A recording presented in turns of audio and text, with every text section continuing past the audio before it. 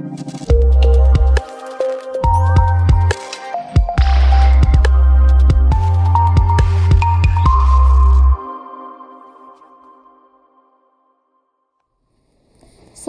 warahmatullahi wabarakatuh. Bertemu lagi bersama saya Rizky Nurul Nugraha sebagai dosen mata kuliah perencanaan dan pengelolaan destinasi pariwisata 1 bagian ke-14. Baik, pada part ke-14 ini kita akan membahas masih mengenai aspek pengelolaan re-engineering and TKM, tapi di sini lebih kepada analisis kebijakan dan kelembagaan pengelolaan yang berlaku ya.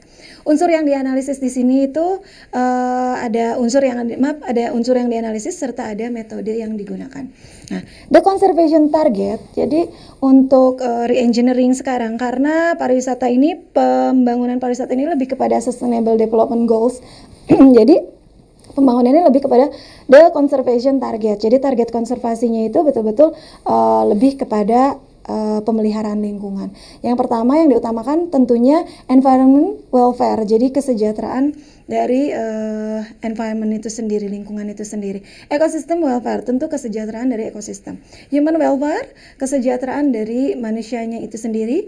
Forest health atau kesehatan dari hutan.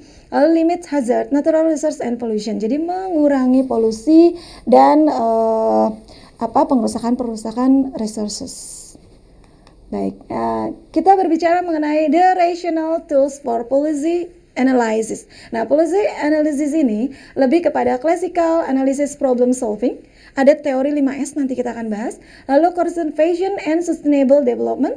Untuk berikutnya ada economic decoupling. Lalu change management. Nah, change management itu berada di luaran. Nanti yang menjadi tujuan akhirnya, goalsnya itu adalah classic analysis problem solving. Jadi di sini ada classical analysis, betul memang analisisnya itu classical, tapi ini merupakan problem solving. Ya.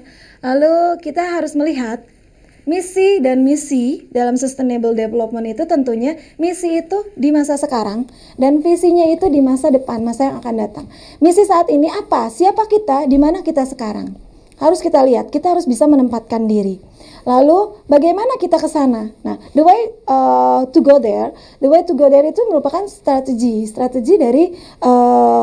dari misi yang akan diimplementasikan. Nah, ada strateginya kemudian akan apa yang kita tuju. Nah, ini goalsnya itu nanti akan terimplementasi dari visi. Berikutnya, beda tujuan dan sasaran. Nah, kalau misalnya kita bilang tujuan dan sasaran itu sama nanti hasil akhir, sebetulnya ini berbeda. Ya. Tujuan ini adalah bagian dari visi jangka panjang untuk mencapai suatu hasil. Diharapkan bisa dicapai dalam jangka waktu tertentu sebagai deadline. Jadi kalau tujuan itu ada deadline-nya. Sasaran hampir serupa dengan tujuan tapi terbagi dalam langkah-langkah kecil yang harus diselesaikan dalam jangka waktu tertentu demi mencapai tujuan yang lebih besar. Nah, itu berbedanya tujuan dan sasaran. Sasaran juga bisa diartikan sebagai pernyataan hasil yang bisa dicapai dalam jangka waktu setahun atau jangka waktu tertentu. Ya. Berikutnya kita berbicara visi. Visi apa itu visi? Visi adalah cita-cita atau tujuan suatu organisasi di masa depan yang dibuat secara tertulis. Ya. Pengertian visi adalah satu gagasan yang dibuat secara tertulis tentang cita-cita atau tujuan utama para pendiri suatu organisasi. Visi dibuat dalam bentuk tulisan singkat, jelas dan fokus yang menjelaskan arah suatu organisasi. Sementara perumusan strategi adalah mengembangkan rencana jangka panjang untuk manajemen efektif dari kesempatan dan ancaman lingkungan dilihat dari kekuatan dan kelemahan organisasi.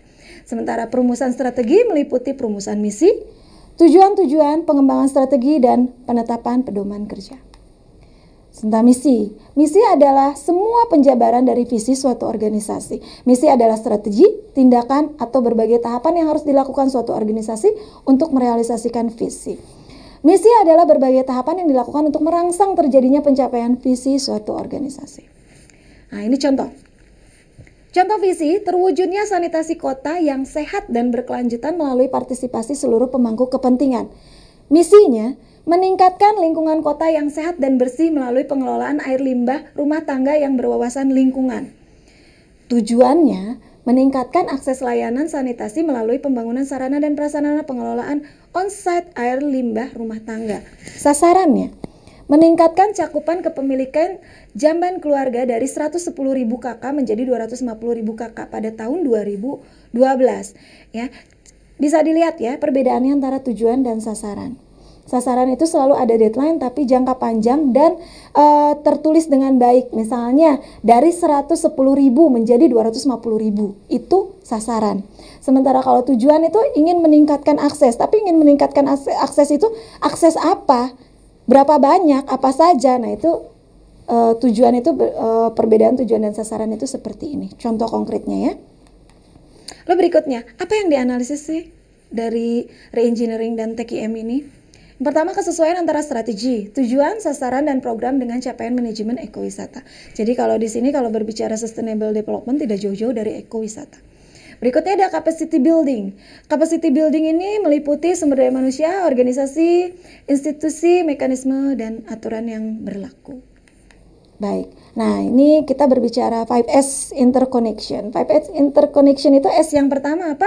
Ada sistem. Sistem ini akan sistem ini diintegrasi dari stresses atau tekanan dari restorasi dan manajemen.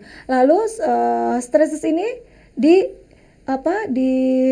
dilandasi oleh source. Source itu adalah sumber daya. Sumber daya dari mana? Threat abatement.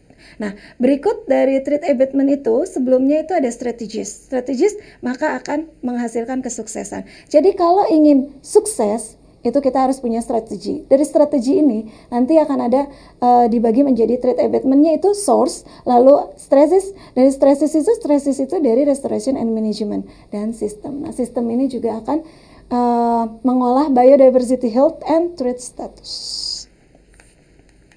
Berikutnya, nah, the classical rational problem solving process tadi yang dibilang ini klasik, tapi ini merupakan problem solving. Yang pertama itu tentu harus pastikan masalahnya apa. Kalau sudah ada masalah, tetapkan kriteria evaluasinya apa. Identifikasi kebijakan alternatif.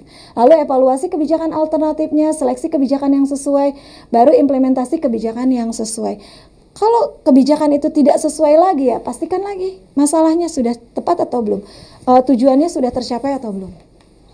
Nah, ini daftar pustaka yang saya gunakan. Ini adalah salah satu guru besar saya, Prof. Ali Kodra. Lalu ada Ostrom, World Bank juga, WRI, ada Parson, Patton. Nah, saya menggunakan juga Basic Method of Policy Analysis and Planning dari Hall New Jersey ya. Baik, sekian untuk pertemuan kali ini. Terima kasih banyak. Wassalamualaikum warahmatullahi wabarakatuh.